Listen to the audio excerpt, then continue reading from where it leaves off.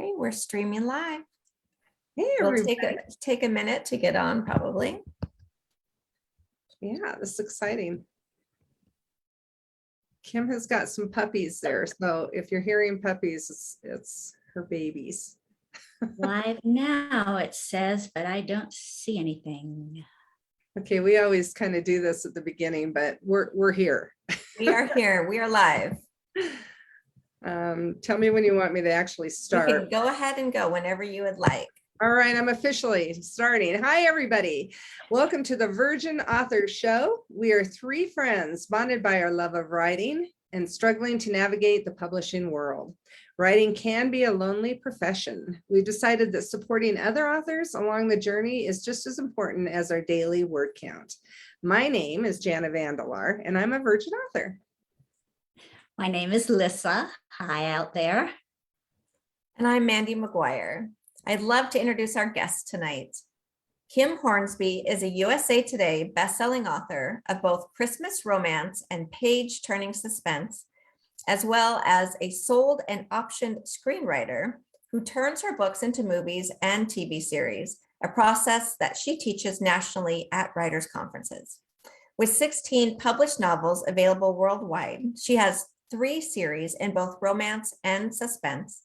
Her scripts have won and placed in over 30 screenwriting contests, including the Austin Film Festival, Burbank, and Toronto International. Her award-winning novel, The Dream Jumper's Promise, is adapted to a screenplay that's been pitched to Netflix and is hoping for the green light to film. Welcome, Kim. Thank you so much for joining our show. My pleasure. I'm happy to be here on a rainy Seattle Thursday night. I know. I'm in the Seattle area as well, and it was dumping today on my way home from work. Yeah, and it was summer yesterday, so that's strange. It was beautiful here yesterday. Lissa isn't allowed to say anything because she's in Hawaii and I'm in Colorado in a turtleneck. So I'm up in the mountains. So That's awesome. Well, before we get too far, I just wanted to kind of talk about and ask each of you what you guys are reading right now. Because I just spent last weekend reading Bookends, the memoir by Zibby Owens, who is going to be a guest on our show in July. And Which is how we got the advanced reader copy, because this book is not even out yet. Yeah, and look at all my little tabs. I have all kinds of sticky notes. I have questions. I just jumped into it. What about everybody else? Well, I'm totally into, I was in Maui last week. I was trying, and I actually got to see my Lissa. It was really fun. She's not in Maui, but I got to see her before I went there. So I was doing audiobooks because I'm trying not to carry as much. And I actually read her, the bookends as well, but I read Kim Hornsby's. Okay, it's The Girl of My Dream. You can hold it up because because I only read it online. It was so good, you guys. Yay. But there's books before it, so don't be stupid like me. Read, Kim will explain it when we get going, but I just jumped right into it because it had Maui in it and diving and the whole bit, which is what we were doing. So I just wanted to kind of catch up with my bud because I met her at a thing. So I read that one, and I also am into Dolly Parton. I know 2 of my favorite personalities, and James Patterson, Run Rose Run. I got it right away. They're both such great writers. She writes songs and he writes these incredible books. So I'm into both of those. I finished Kim, so that's how come I had to start that one. Okay. Well, I am reading The Speed of Light by Elizabeth Rosner because I'm going to be, well, we're all going to be at the Kauai Writers Conference in November, and Elizabeth is teaching one of the master classes I'm taking. And oh my gosh, her writing is just so beautiful. I'm also reading Artist by Jocelyn Jones, which is primarily directed for actors, but it's really applicable to our writing and honestly to just being a good human being. So I'm really enjoying that one. Nice. Kim, what about you? What are you reading? I'm actually reading Slaughterhouse 5 right now. I have never read that, and my son bought it for me last month. And it's a different sort of a book. It's not the usual thing that I would read. And I'm giving a lot of time to think about it as I go along. I recently lost my husband, and it deals with death, with that famous line, "So it goes." And so I'm finding it interesting and very thought provoking. And then as soon as I finish that, I might all So it go. goes. So What- I'm finding it interesting. Sorry, and Kim, don't worry. This happens to me every time, but this time I put it on my phone. So it's gotta be this time.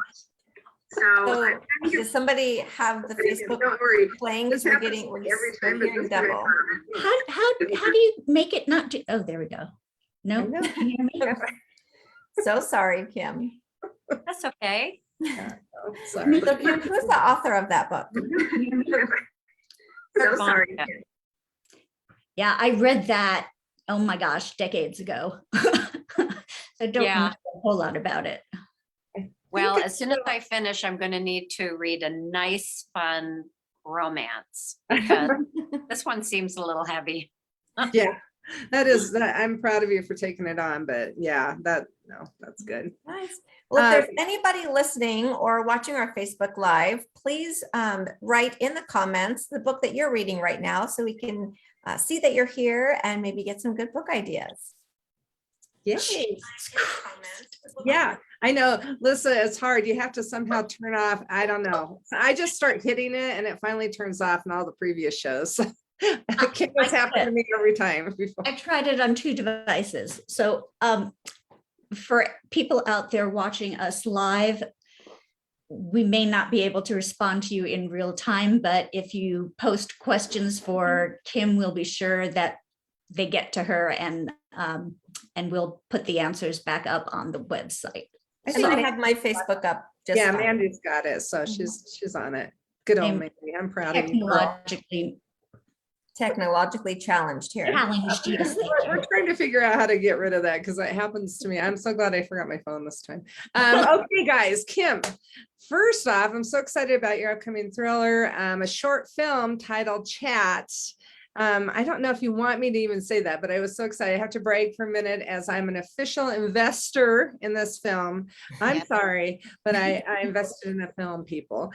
Admittedly, it was only a minuscule amount, guys, but it was so Doesn't fun. matter. I know. I was so Doesn't matter. excited. You're part of it.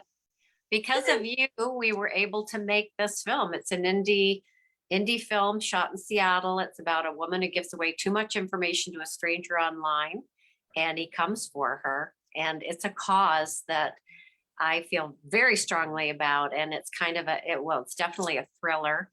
And the woman who starred in it has been on Grey's Anatomy, and she's done all kinds of TV. And the guy, he's done all kinds of TV too. We flew him in from LA, and it was just an amazing experience to watch something that you wrote, to cast it out to all these creative professionals and have them make it their own and turn out something What a beautiful. thrill. She's not only a Oh, writer, she's a amazing. producer.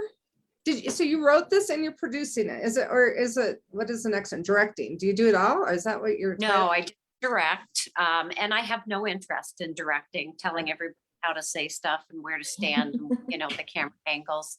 Not going to do that at all, but I have no problem organizing the whole thing, hiring, making sure everything runs smoothly.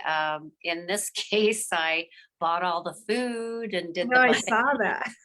They had the buffet out. She sent, when you're an investor like me,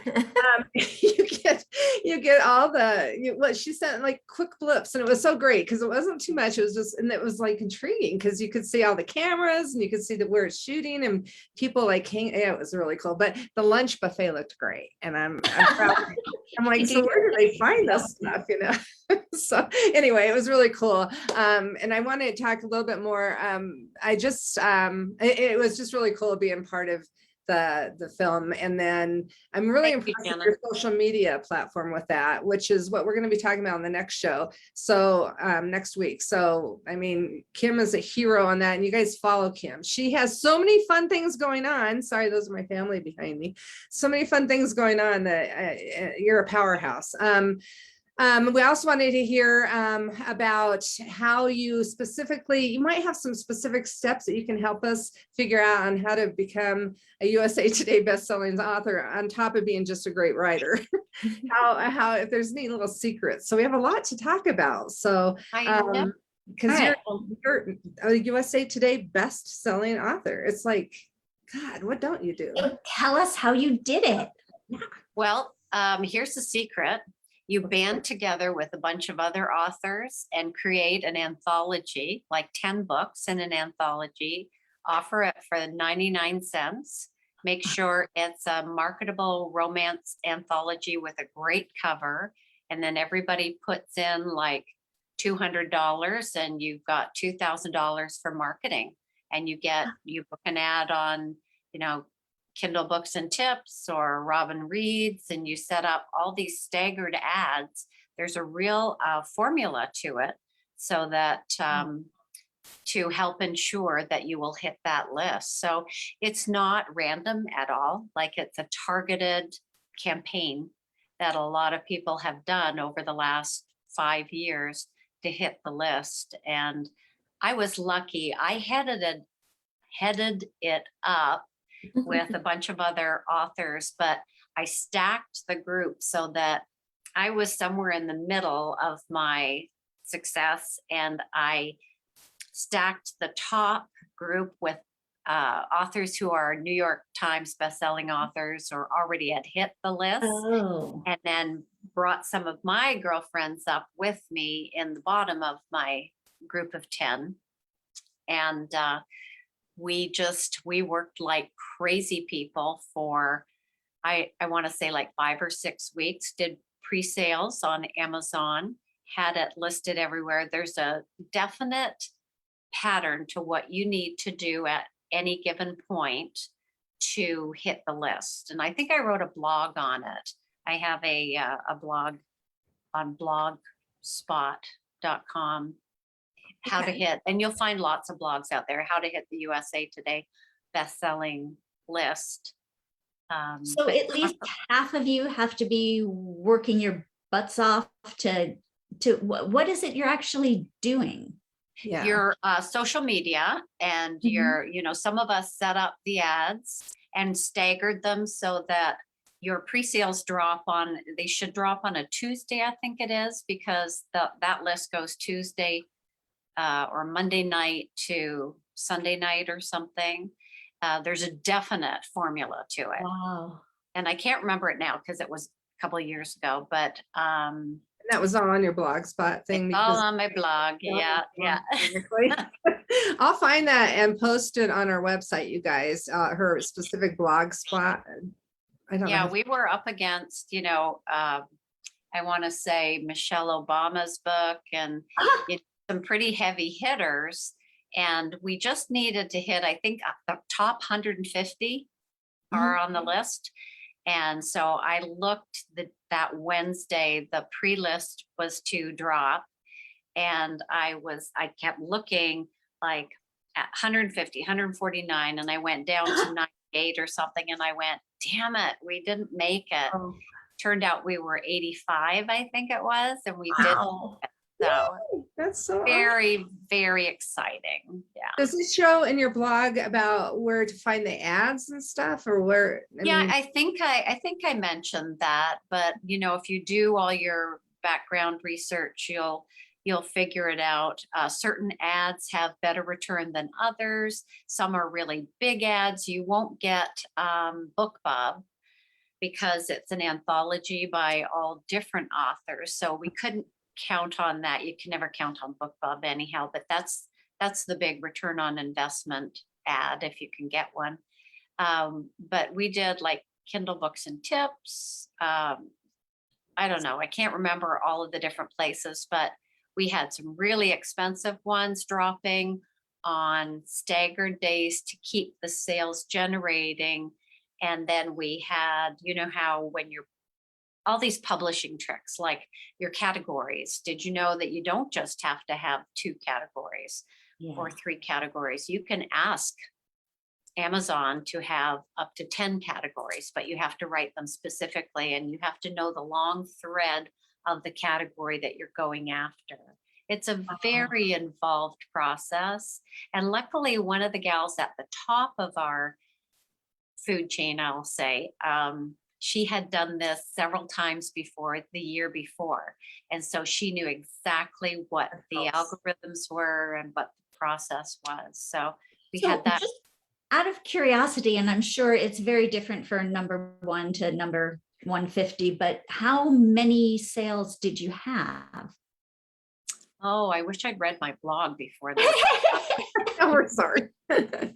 We're like hungry for this. I think we needed like 10,000 for the week, and then you needed at least 3,000 between Barnes and Noble and iTunes. or Wow. So there was a definite, and then Kobo fed into it as well. But Amazon was the big one you needed. And that's where we had most of our sales. It was a lot of sales. And with social media, you know, we were just, nobody did anything for the week that we were counting sales. We were up all night texting each other and, you know. It's Wow. cool that everybody was involved in doing it, because Mandy actually, I always do that with my fingers, I get yelled. Mandy also did an anthology, and it was kind of hard because some people were doing more, I think, or, you know, so it wasn't quite as involved. Yes, some people will do more work than others, definitely. You know, there were, I'd say out of the 10 of us, there were 4 of us who did most of the work, Okay, but it was my pretty normal then, yeah. It was my doing. I produced it. And yeah, it is pretty normal. And the, you know, some of the people on the bottom of the food chain didn't do much of anything. And they're just darn lucky that they got in. Part of your group. That's Yeah. not right. Well, Yeah, we give had back people another who way. had like big followings on Instagram. So we chose people according to, you know, Yeah. like 10,000 followers on Twitter, or, you know, that had a huge mailing list. That's really important to have a huge mailing list. Try to get everybody involved as thoroughly as you possibly can. Is it only pre-sales that they determine this on? It's not the actual? No, open it's sales, but your pre-sales dump one on the day of on the- launch. That's right, yeah, so that's So right. if you have, you know, 4 weeks of pre-sales and it went really well, then you're going to go up in your category that day that you launch. So Right. it's going to look really good. You're number 1 in romantic or romance, suspense, mystery, doctors, pediatricians, wow. or, you know, whatever. As long as you can get that category, and you get to be number 1, Amazon's going to support you, and they're going to turn on your Kindle and there's your anthology. They're going to support you if it's looking really good. Cool. So on the one hand, I'm really excited that you've set out this game plan that any of us can follow. But on the other hand, it's a little disheartening to know that it's just a formula. Yeah, I know. That's life, unfortunately. And there are some people, I mean, if you look at certainly The Light We Cannot See, or I'm trying to think of something that was on the bestseller list forever. Hunger Games. Certainly they deserve to be on the bestseller list, but they did not get there without a phenomenal editor, tons of work, publishing house, worked with that author for maybe 2 years before the first one came out. If you're an indie author, you don't have that, you know, and so you have to rely on other means. And, you know, if you look at the best-selling list, you know, if it's Michelle Obama, she's got a platform, of course. If it's a paleo cookbook, you know, you're going for a trend and a brand, and, you know, everybody is using something to drive sales. No one is on there just because it's a fluke. The publisher behind you is pushing it, in their own kind of behind the scenes way. So I Okay. thought about that too, Lissa. And I thought for years, no, I want to reach the best-selling list with just my own one novel that does extremely well. But then I saw everybody was doing it the other way, and I went, that's true. Yeah, I can Everybody, do that. yeah. So you would say it was worth the effort to be able to say that moving forward, that you are a best-selling author? It was worth it to me. That was one of my bucket list goals. I really wanted to be a USA Today best-selling author. And when I hit that, I don't know that I get that many more book sales, but man, I love that bragging right. Like, Yeah, no. I like It- just winning an award at PNWA. I'm like, I'll hold up whatever little trophy I can. yeah, I throw that out there every chance I can. Hey, did you know I'm a USA Today best-selling author? And it carries a lot of weight. People don't know. Yeah. They don't know how I got to be that way. Plus, it was a lot of work to do that too. And that's part of the whole business. It's a business. No matter That's what, the the thing. writing is a business. It's not just art, unfortunately. It's a business. And Mandy's been teaching us that, don't you think, Melissa, more than Yeah, well, out of the and three of us? Mandy's what was like, that thing? I just read something that said that that being an author is 5% writing and 95% marketing. So it's not like you cheated to get No. there. It was a specific marketing program. Strategy. Like you Absolutely. said, everybody has to market. Mhm. Yeah, and it isn't like we were driving sales, with a bad book. We had 10 romances Yeah. Mhm. by good writers for 99 cents. And that is a huge market. Their readers out there, romance readers, love a good deal, Yeah. and you don't like one book, move on to the next one. yeah. Kim, What do you do think it helped build any of your social platforms or increased your mailing list? Do you think it helped you kind of build your brand a little? I do. I do. I think that I think it's helpful because when a reader is trying to decide whether or not to buy your book or even to download a freebie like Girl of His Dream, which is free everywhere. I paid for it. It's permanently free. This is why I'm not a businesswoman. You paid Permanently for free, and it ends on a cliffhanger to get you to buy this one, the next book. it. I bought it. Go ahead. That's nice. Ticked. It worked. Yay. So it did help. Also, I am a screenwriter as well, and I like to turn my books into screenplays and pilots for TV series. And screenwriters are so freaking impressed that I'm a best-selling author. Hmm. There That you there's go. not a lot of us that do both, and people are just, and even like managers and agents are just so impressed by that fact that I'm a USA Today best-selling author. I Have you always, tried Gives you a lot of legitimacy. it Yeah. does. It gives you a bit of a platform. It's like, I have 16 published novels. Most of them are novellas, but nobody needs to know that. Mhm. And So, are I'm- you self-published? I am. I was published originally. My first one was published with the Wild Rose Press. Mhm. And then I got the rights back to that 5 years later because I wanted to write a screenplay based on it. So I wanted to own the rights. So now everything is self-published. I gave up after I published my first two books. Mhm. First one with the Wild Rose Press, second one self-published, and it did so well. I just did not even try to find an agent anymore. It's worked out well for me. I like it.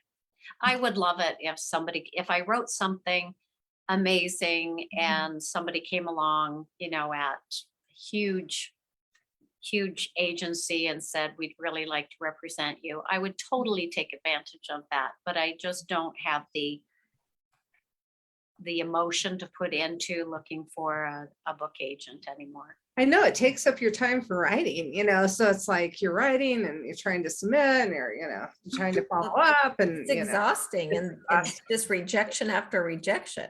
yeah. It is. And there is, book agents want the next deep end of the ocean, or, the next, I'm trying to think. Of course, I can't think of a book. Don't we all? Like you Yeah. said, the Hunger Or- Games or. Yeah, they Yeah. want the next amazing book, Yeah. Hillbilly Elegy.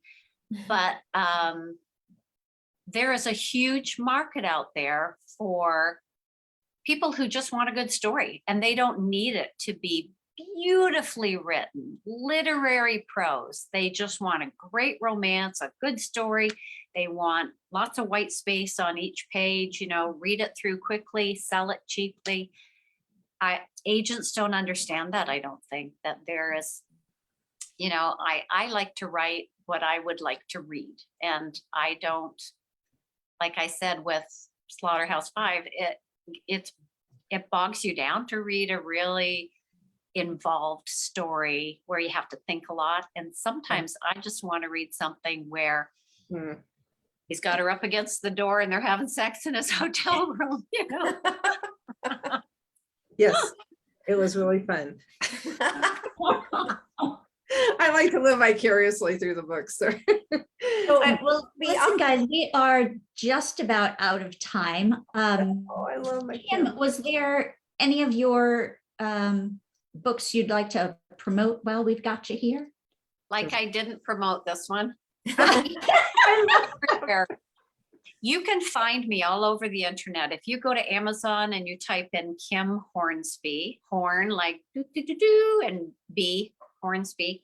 I have a big author page with I have Christmas romances. I have supernatural suspense. I write all kinds of different books, and they're all under $2.99 unless it's an anthology.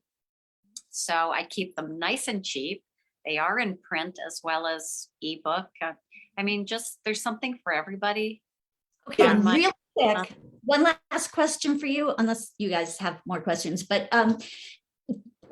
I've been advised so many times that if I write a certain kind of story, I have to keep writing that certain kind of story. And I don't do that. I'm all over the place genre-wise. So you haven't found that to be an issue. No, well, I've heard that too, like stay in your lane kind of thing, or change your name if you're going to write a different genre, write under a different name, and that's okay too. With screenwriting, they call it a diverse portfolio, and it's very advantageous as a writer. And I'm just owning that. Like I just write a little bit of everything. So What's it I called? like that. Diverse. What? Diverse. I want to be diverse. Diverse portfolio. Yeah, in screenwriting, if you write a rom-com, say, and you also can write a horror, and you wrote a family adventure movie, they say, wow, you've got a diverse portfolio. That's great. I'm gonna own that too. I They like love that. Yeah. And I think, writers are writers. And whether you're writing a tweet, a shopping list, a letter to your great aunt, or a book, an essay, you're journaling, we're writers. And I think we should explore other genres. I think we owe that to ourselves too. I do that in my texts. I write Yay. whole novels. People are like, cut it short, Jana. It's the Yeah. text. Nice to hear a successful author give that advice. Well, listen, we are out of time now. And thank you, Kim, for joining us tonight in this special bonus episode. We appreciate you so much. It was fun to be in Fine. person again. Thank you so much. Yeah, Thank you she's for having at me. PNWA and other conferences as a speaker. She's amazing. That's how we fell in love with her. So Yeah. Absolutely.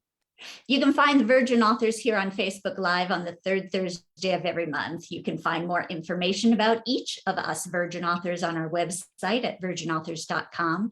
Please support us on social media, check out our individual websites, and sign up for our newsletters.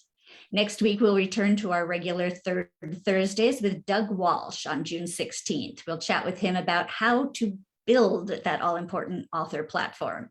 Yeah. So please grab your favorite drink and log in with us. Have a great night. Thanks again, Kim. Thanks.